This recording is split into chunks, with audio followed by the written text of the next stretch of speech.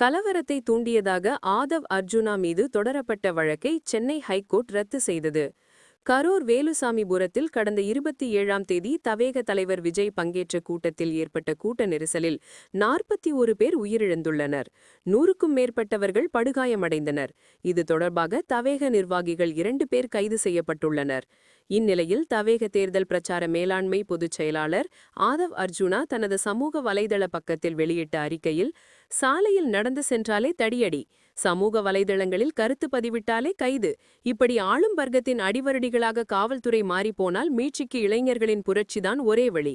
இளைஞர்களும் gen Z தலைமுறையும் ஒன்றாக கூடி அதிகாரத்திற்கு எதிரான புரட்சியை உருவாக்கி காட்டினார்களோ அதேபோல் இங்கும் இளைஞர்களின் எழுச்சி நிகழும். இவ்வாறு அந்த பதிவில் கூறியிருந்தார். இதற்கு பலத்த எதிர்ப்பு கிளம்பியது. பலரும் கண்டனம் தெரிவித்த நிலையில் அந்த பதிவை ஆதவ் அர்ஜுனா நீக்கிவிட்டார். ஆதவ் அர்ஜுனா மீது கலவரத்தை தூண்டியதாக சென்னை சைபர் கிரைம் போலீசார் வழக்கு பதிவு செய்துள்ளனர். இதனை எதிர்த்து சென்னை ஹைகோர்ட்டில் ஆதவ் அர்ஜுனா வழக்கு தொடர்ந்திருந்தார். இதனை விசாரித்த ஹைகோர்ட் ஆதவ் அர்ஜுனா மீதான வழக்கை ரத்து செய்து உத்தரவிட்டது.